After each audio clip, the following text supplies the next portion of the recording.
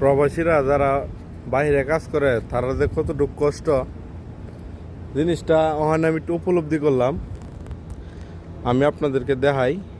এই যে একটা বড় গাড়ি দেওয়া হইতেছে, এই জায়গাতে আমি একটা গাড়িতে 4 কার্টুন পানি, 112 পিস পানি, আধা কিলো করে, 1 কার্টুন 28টা করে, তাই 28 পিস। তুই পানি দিই, তাও আবার একটা ট্রলি দা আমি গাড়িতে নামায়া আমার এটার ভিতরে দোকান, এটার ভিতরে আমি লয়ে গেছি। তো এখান থেকে এর মধ্যে রোদের ওয়েদারটা এই যে দেখেন, আমি মানে ফুল রোদের মাঝে, মানে রোদটা একটু আবের মধ্যে পড়ছে, এই কারণে একটু কম। তুই জায়গাটা আইসি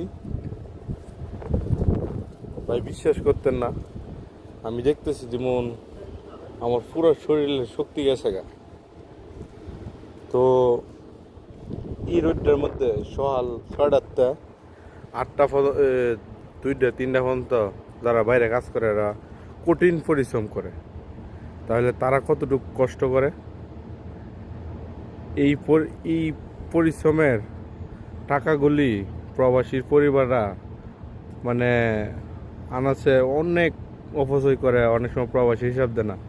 কিন্তু এই কষ্টটা, তার মনের কষ্টটা আল্লাহর আরশ মত কাব্য যদি একটা প্রবাসীর হিসাব সঠিক মতো না পা, তাদেরকে বঞ্চিত করে।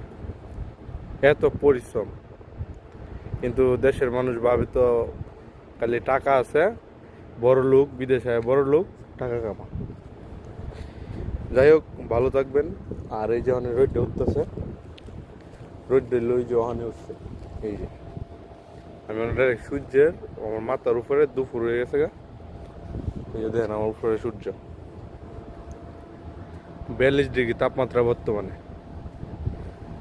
যাক, প্রতিটা প্রবাসী কষ্ট করে তার অর্থ উপার্জন করে, আল্লাহ যাতে তাদের অর্থ বিফলে না যায় সেই দোয়াই করি। আর সকল প্রবাসী ভালো থাকুক। আল্লাহ হাফেজ।